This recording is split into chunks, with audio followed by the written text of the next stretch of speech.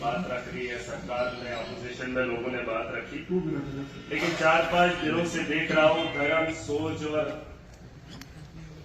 जज्बात की राजनीति हो रही है, जिसमें पूरे देश को मिलाया गया। आज हम लोगों की बात करने आए और मोशन ऑफ थैंक्स पे अगर बात करना चाहूं, पहले तो कुछ अशार चाहता था कि गुनगुनाऊं, टाइम की कमी है, सीधा स्ट्रीट फूड पे आऊंगा, जिसका यकीन दिलाया है मशरिक से सूरज निकलता है, उसकी उम्मीद है। लेकिन ये अमावस की रात कितनी लंबी है, जम्मू कश्मीर की आवाम जानना चाहिए। और उसके अलावा आज मैं देख रहा था कि मुलाजिम, यहाँ जो रिक्रूटमेंट हो रही है यूपी के, बिहार के लोगों को, आज कहीं एक्सटेंशन में पढ़ रहा था कि कहाँ पे उसका बाज़ाब्ता नाम लिखा हुआ था और एड्रेस यूपी का लिखा था, उसकी तकलीफ हो रही है। और मैं चाहता हूँ स्टेटहुड के साथ साथ मैन सिक्योरिटी का होना और जॉब की सिक्योरिटी का होना, यह हमारे लिए बहुत जरूरी है। मैं तो उम्मीद करता हूँ जिस तरह से सरकार कह रही है, यह अमावस की रात लंबी कितनी है वो जानना चाहेंगे। इसके अलावा इलेक्ट्रिसिटी पे बात हुई, सरकार ने उम्मीद दिखाई है, जैसे हमारे तारगामी साहब ने कहा कि लाइट तो दिखती नहीं है, हमारे यहाँ सबसे ज्यादा पावर प्रोजेक्ट हैं जिनकी हम हमेशा बात करते हैं। 12-13 घंटे हमारी कटौती रहती है, 27 रात के अंदर, मैं तो नहीं जानता हूँ यहाँ क्या है, लेकिन 200 यूनिट डिजर्विंग लोगों को जो है मिलेगा। अब डिजर्विंग लोग 2011 की सेंसस में आए थे जनाब, मैं सरकार से भी उम्मीद करता हूँ, यहाँ उमर साहब भी बैठे हैं, 2011 में एक सेंसस हुई थी जिसमें लोगों को राशन कार्ड मिले थे, उसी तर्ज पे ये लोग डिजर्विंग लोगों को देखेंगे। यहाँ बीजेपी के लोग 10 साल रहे लेकिन उन्होंने सेंसस नहीं करवाया, और बहुत सारे ऐसे लोग हैं जिनके पास अभी राशन कार्ड नहीं है, उन्होंने अपने बच्चों की शादी कर ली है।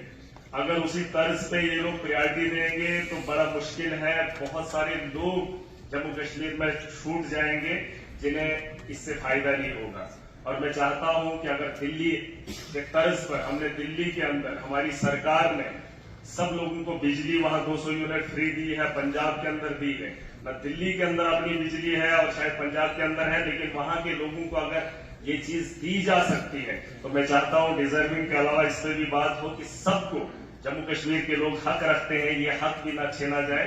यहाँ की हमारी अपनी बिजली है, इस पे काम किया जाए और सबको जो है 200 यूनिट बिजली फ्री दी जाए, मैं उम्मीद करता हूं। और सर, मैं अभी पिछले दिनों वार्ड 1 गया था, उमर साहब भी गए थे, मुझे एक हादसा पेश आया इलेक्ट्रिसिटी को लेकर, मैं बात करना चाहूंगा, जो एलजी के एड्रेस में भी आया। वहां पर मैंने देखा अपोजिशन के तो लोग नहीं है, आप तो ने तो मना किया है, लेकिन सुनील शर्मा साहब जो अपोजिशन के लीडर्स हैं,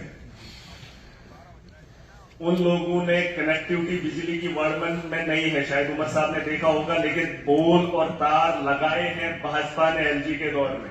ये जो पीछे 5-10 साल निकले हैं, उस दौर में वहां पर पोल और तार लगाए हैं, लेकिन कनेक्टिविटी नहीं दी है। 50-60 किलोमीटर कोई भी लाइन नहीं है, लेकिन उनके गांव में तार और पोल, मैं चाहता हूं उसकी इंक्वायरी हो कि वहां पर ये चीजें क्यों लगाई थी। मैं वार्ड 1 में जब गया था मैंने देखी थी, उन्होंने कहा लाइट तो हमने जिंदगी में नहीं देखी है, लेकिन पोल और तार यहां पर लगाए हैं। सर, ये गवर्नमेंट को लूटा जा रहा है, लोगों को बेवकूफ बनाया जा रहा है। इस तर्ज पे अगर हमारे यहाँ पिछले 5 या 10 सालों में काम हुआ है, इसकी इंक्वायरी होनी चाहिए। उसके अलावा रोड्स को लेकर बात हुई है, एक उम्मीद की किरण दिख रही है, लोग इस पे चर्चा कर रहे हैं, होना भी चाहिए। हमारे यहाँ कई साल पहले हमारे रोड्स बने जिसमें हाईवेज है, लिंक रोड्स है, अगर आपकी नोटिस में नहीं होगा, लेकिन मैं सरकार को बताना चाहूंगा, हमारे यहाँ कई सालों से लोगों को कंपनसेशन नहीं मिला, और जब से ये भाजपा के पुराने दौर के अंदर शायद आपकी सरकार में भी वो चीजें होंगी, आज तक उन लोगों को मुआवजा नहीं मिला है। रोड्स की जरूरत हर जगह है, लेकिन मैं चाहता हूं कि उस रोड के कंपनसेशन के बारे में भी सोचा जाए। खाली रोड्स किस तर्ज पे आप लेंगे, किस जमीनों के बगैर, या जिन लोगों के पास जितनी जमीन है उसे उजाड़ कर आप उस गांव को अगर राहत देना चाहेंगे तो ये गलत तरीका रहेगा। मैं चाहता हूं इस पर थोड़ा सा ध्यान दिया जाए। रोड्स में सर हमारा टोल आता है, टोल आप देखेंगे 80 रुपया पहले वहां पे नाशरी में टनल पे चलाया जाता था। हाईवे तो इन्होंने बना लिया, ये माफिया। नहीं सर, मैं डिस्कस कर रहा हूँ मुद्दे की बात, लेकिन हाँ मैं बहस नहीं करूँ, मैं बहस में नहीं जा रहा, मैं किसी के साथ नहीं, मैं मुद्दे की बात छेड़ रहा हूँ और आप इस पर ध्यान दीजिए। इन्होंने टोल लाया 80 से बढ़ाकर 180 नाशरी का, पिछले साल 80 था, आज 180 कर दिया। उसके अलावा अगर आप देखेंगे बटोत के वहां रोड पे, वहां पर भी टोल लिया जाता है, अड्डा जिसे कहा जाता है।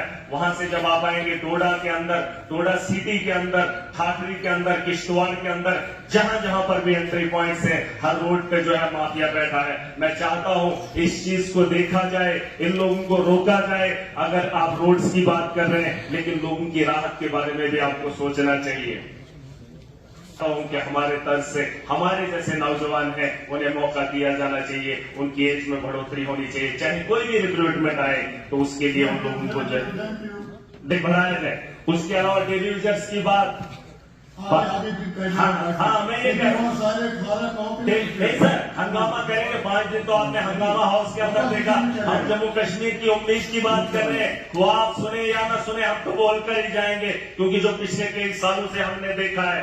डेली यूजर्स की बात हो रही है, कई सालों से 30-20 साल उन लोगों ने दिए, लेकिन क्या मिला उनको? वो लोग खत्म भी हो जाएंगे, रिटायर भी होंगे, लेकिन उनकी सुनवाई नहीं हुई। जिसमें पीडीडी, पीएचई, फॉरेस्ट एनवाई के रेबरे खेल और नहीं सर, अभी नहीं, इतने दिनों के, और ये जम्मू कश्मीर की आवाम के साथ जुड़े हुए मसले हैं।